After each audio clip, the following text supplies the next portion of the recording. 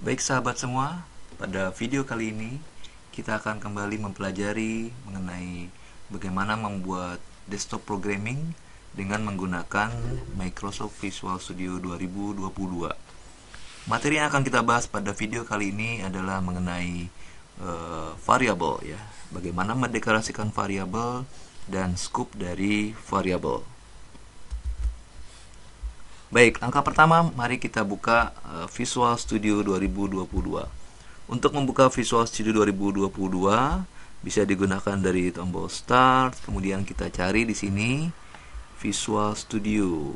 Visual Studio dari Visual Studio. Ya, di sini ada ikonnya yang seperti ini ya, Visual Studio 2022. Atau kita juga bisa menggunakan di sini type here to search. Kita bisa ketikkan di sini Visual Studio. Nah, ini sudah terpilih di sini Visual Studio 2022 yang logonya seperti ini. Kita klik, maka akan terbuka softwarenya yaitu Microsoft Visual Studio 2022 ya. Dan di sini ada beberapa aplikasi yang pernah kita buat sebelumnya ya. Nah, kita akan melanjutkan aplikasi yang sudah pernah kita buat, yaitu aplikasi Hello World ya. Untuk membukanya bisa kita klik ini Hello World ya. Nah, sekarang sudah tampil pada aplikasi Microsoft Visual Studio dan kita sudah membuka project Hello World. Ini masih proses preparing solution. Nah, ini adalah program pertama yang pernah kita buat sebelumnya. Bagi sahabat-sahabat yang belum menyelesaikan project pertama ini, dapat melihat video sebelumnya, yaitu video 002. Dapat dilihat pada kolom deskripsi ya, untuk melihat video pembuatan project ini sebelumnya ya. Nah, pada project kali ini kita akan modifikasi program Hello World ini dengan memanfaatkan atau dengan menggunakan variabel. Apa itu variabel ya? Variabel selalu ada di dalam atau di setiap bahasa pemrograman, termasuk juga bahasa pemrograman Visual Basic yang kita gunakan pada project kali ini ya. Variabel biasanya digunakan untuk menyimpan data sementara pada memori komputer. Nah, bagaimana cara mendeklarasikan variabel, bagaimana cara mengisi dan menggunakannya, kita akan bahas pada video kali ini. Yang pertama, pada project Hello World sebelumnya kita sudah buat di sini. Ini ada jendela desain dan jendela coding ya. Ketika kita klik jendela desain, dia melakukan proses untuk menampilkan desain. Nah, ini ada jendela desain. Ada satu buah text box, satu buah label. Ini ada dua buah button ya. Nah, ketika kita coba aplikasi ini, kita run ya.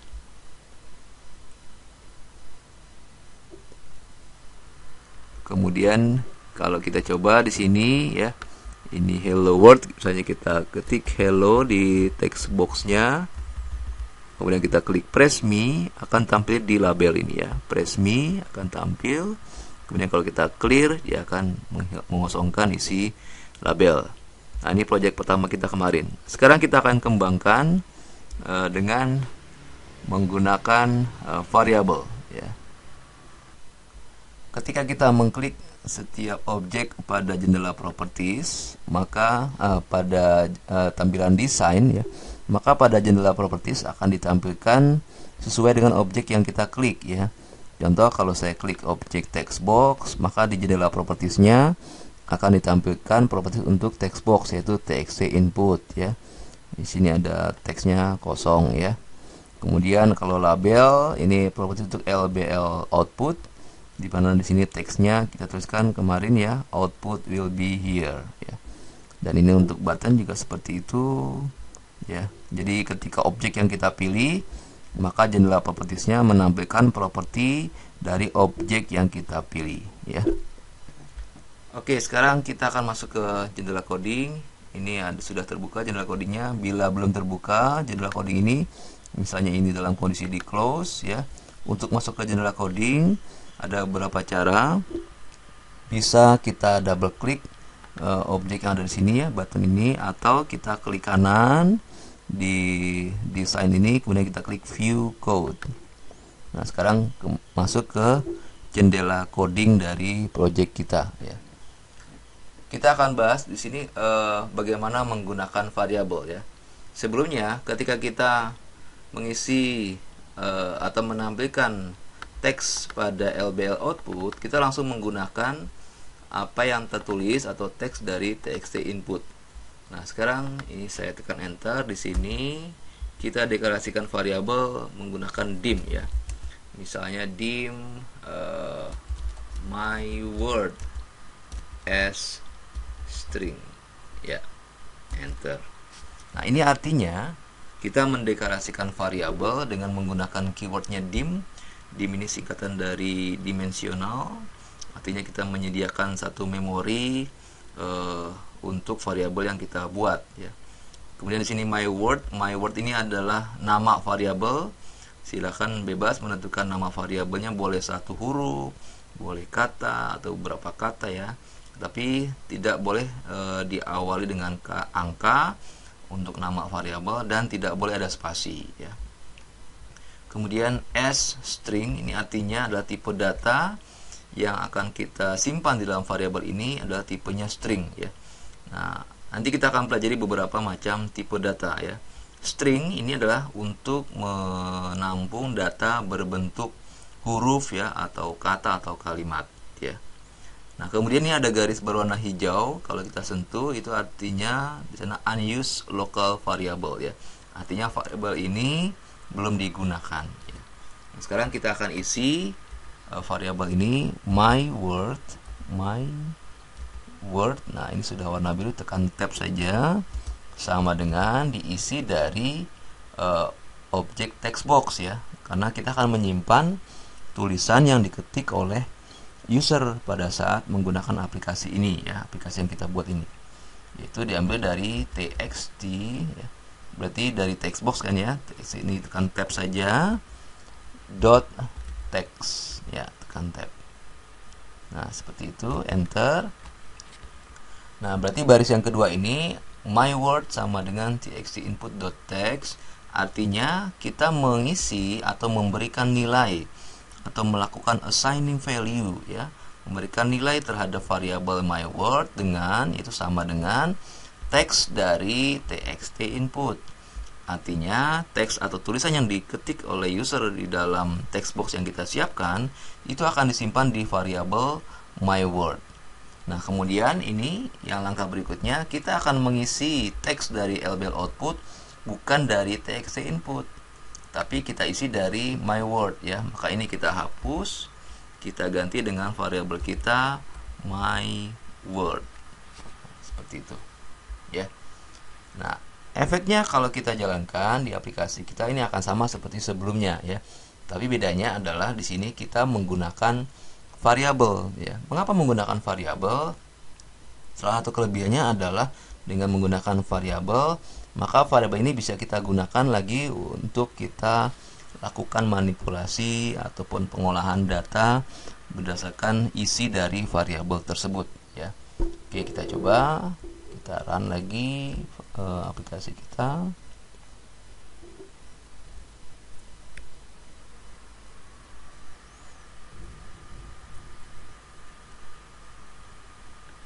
Kemudian di sini kita ketik hello. Nah, ketika diketik hello ya, maka kalau kita klik press me, tulisan yang diketik di text box ini akan disimpan di variabel my word ya. Kemudian isi variabel my word-nya akan ditampilkan di LBL output yang di sini ya. Kita klik press me, akan tampil seperti ini ya. Jadi hasilnya sama seperti project sebelumnya, hanya di sini kita sudah menggunakan variabel ya. Nah, kemudian scope variabel. Nah, ketika kita deklarasikan di dalam satu prosedur, di dalam private sub seperti ini, maka variabel my word hanya dikenali di prosedur ini ya. Kalau saya gunakan di sini, misalnya di sini lbl output dot text sama dengan my word. Nah, tidak ada my word ya. Ini kalau saya ketik my word lengkap, maka dia akan ada pesan error, dia tidak dideklarasikan ya. Kenapa? Karena kita mendeklarasikannya di satu prosedur nih, di private sub btn press me underscore click ya. Nanti kita lihat bagaimana cara supaya bisa dikenali di prosedur yang lain ya. Nah, sekarang sebagai contoh misalnya kita tambahkan lagi satu button ya. Kita masuk ke design, kemudian di jendela toolbox kita klik button, kita klik di sini. Button ini misalnya di properti teksnya kita tuliskan undo ya. Kemudian kita beri nama, properti name-nya btn undo, dan tekan enter. Nah, kita masuk ke event klik dari btn undo ya. Kita double klik. Nah, di sini sekarang kita akan deklarasikan terlebih dahulu misalnya undo text gitu ya, dim undo text as string ya, seperti itu. Jadi untuk mendeklarasikan variabel, biasakan kalau misalnya kita deklarasikan di sebuah prosedur, kita letakkan di bagian atas ya. Nah, undo text ini kita akan isi setelah my word, di sini di bawah my word ya. Undo text isinya adalah isi dari lbl output sebelumnya nih, lbl output dot text ya, seperti itu. Oke. Nah, di btn undo kita akan isi kembali lbl output dot text, isinya adalah undo text ya. Perhatikan ketika kita menuliskan program seperti ini, ada pesan error itu ya, ada warna merah, ada garis berwarna merah ya. Kalau kita sentuh di sana undo text is not declared ya, artinya belum dideklarasikan. Padahal sudah kita deklarasikan di atas nih undo text, tapi di sini tidak dikenali. Kenapa? Karena sudah berada pada prosedur yang berbeda. Artinya scope dari variabel ini hanya pada lokal prosedur ini saja ya. Nah, bagaimana supaya dia dikenali juga di prosedur yang lainnya? Maka ini kita letakkan di bagian ini, di area, ini namanya declaration area ya, di bawah public class tapi masih di luar dari private sub ya, di atasnya. Misalnya ini saya cut ya, kita klik kanan atau kita tekan Ctrl X gitu ya. Kita cut, kita pindahkan di atas ini, tekan Ctrl V, atau di sini kita klik kanan, paste ya. Nah, seperti itu, tekan enter. Ini saya kasih jarak, tekan enter. Nah, maka di sini undo text-nya sudah tidak ada lagi garis berwarna merah ya.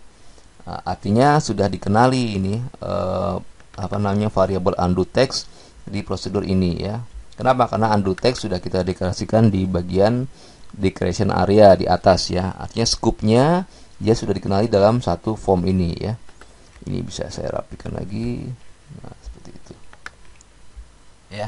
Jadi scope variabel untuk my word ini hanya di satu lokal saja, sedangkan untuk undo text ini lebih luas lagi scope-nya dalam satu form ya, karena kita deklarasikan di declaration area. Akibatnya atau efeknya adalah variabel ini bisa dikenali di setiap prosedur yang ada di form ini ya. Contohnya di btn undo ini ya. Kita coba hasilnya seperti apa. Kita klik hello world, kita running. Kemudian di sini kita ketikkan misalnya hello ya. Nah, perhatikan di sini kalau kita klik press me, maka undo text akan diisi dari lbl output ini. Tulisan ini output will be here disimpan di undo text ya. Kalau kita klik press me, nah ini menjadi hello, kemudian variabel undo text diisi dari lbl output sebelumnya, yaitu will be here tadi ya. Kalau kita klik undo, maka akan ditampilkan di sana. Nah, output will be here. Kita coba lagi, misalnya di sini hi Michael, gitu ya. Kalau kita klik press me, akan tampil di sini. Kemudian kita ganti misalnya hi Sarah, gitu ya. Kemudian kita klik press me, maka kalau kita undo, jadi ke hi Michael. Apakah bisa kita undo lagi? Tidak bisa, karena di program kita hanya satu kali saja ya, hanya menyimpan teks terakhir saja. Oke, Jadi kita clear, lalu kita close. Nah, perhatikan ketika kita menjalankan atau running program, kalau misalnya ini belum di close, tidak sengaja diklik di area ini, berarti kan di sini dalam kondisi running ya. Jadi ini tidak bisa diklik lagi atau tidak bisa kita jalankan lagi untuk running lagi. Kenapa? Karena dalam kondisi running ya. Bisa dilihat di bawah ini ada dalam kondisi running ya. Maka kalau misalnya sudah selesai proses runningnya, bisa kita close ini, atau kalau misalnya nggak sengaja tekan di area ini, kita bisa tekan tombol stop debugging yang di sini, yang di atas nih yang berwarna merah ya. Kita klik, maka sudah keluar ya. Baik, demikian pertemuan kita pada kali ini, pembahasan kita mengenai penggunaan variabel ya, bagaimana mendeklarasikan variabel dan ruang lingkup variabel. Terima kasih dan sampai jumpa pada video selanjutnya.